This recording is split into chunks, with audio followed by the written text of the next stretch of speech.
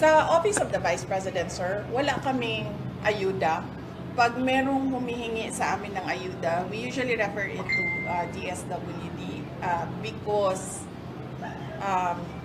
ang prinsipyo namin, sir, hindi dapat ayuda ang binibigay sa tao na nangangailangan. Dapat binibigyan siya ng mapayapang pamumuhay, dapat binibigyan siya ng oportunidad para makapagnegosyo, dapat binibigyan siya ng oportunidad na makapaghanap ng trabaho.